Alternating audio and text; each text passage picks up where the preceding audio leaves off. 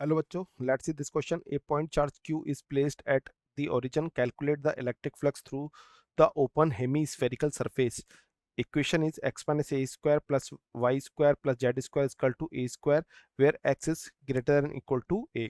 तो देखो हमें यहाँ पे समझना होगा कि कंडीशंस हमें किस तरह से गिवन है। सबसे पहले हम यहाँ पे उस प्लेन को बना लेते हैं जिससे हमें फ्लक्स निकालना है।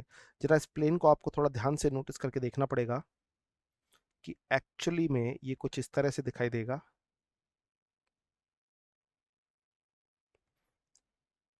अगर मैं यहाँ पे वाई एक्सिस और यहाँ पे एक्स एक्सिस ले लेता हूँ तो this is the Y axis. अब आपको स्फीयर कैसे दिखाई देगा, ये देखिए, ये स्फीयर मैंने बना दिया।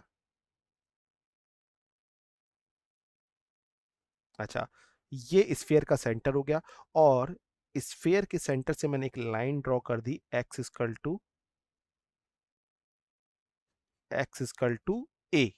This is the line. So हमें इस शेडेड एरिया का, इस प्लेन का से क्रॉस होने वाले फ्लक्स की वैल्यू को फाइंड आउट करना है। अच्छा, यहां से ये जो एंगल है ये हमें 45 डिग्री है, तो अल्फा की वैल्यू हमें कितनी मिल गई, 45 डिग्री मिल गई। अच्छा, रेडियस आपको पता है दोनों साइड में ए ही होगी क्योंकि इसका जो सेंटर है वो हमें कहाँ पे मिल रहा है, ए जीरो पे मिल रहा है, इसलिए रेडियस कितना हो जाएगा, ए हो जाएगा।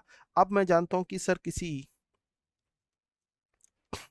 हमारे स्फेयर से सॉलिड एंगल के थ्रू, जो सॉलिड एंगल का फॉर्मूला होता है, that is solid angle equal to 2 pi into under root 1 - cos alpha हो जाएगा, और अल्फा की वैल्यू 45 है।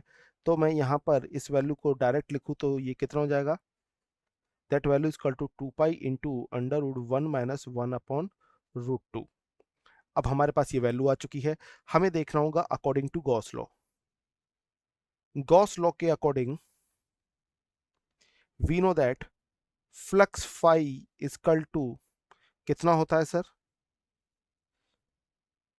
Q upon epsilon naught. ये किस केस में, जब हम फोर सॉलिड एंगल कितना लेके चल रहे हैं, 4 पाई लेके चल रहे हैं, तो सिर्फ पाई के केस में कितना रह जाएगा, तो this is the Q effective, phi flux effective equal to कितना हो जाएगा, Q upon 4 pi epsilon not into angle से मल्टीप्लाई कर दो तो 2 पाई इंटू 1 - 1 अपॉन √2 से प्लेस कर देंगे हम।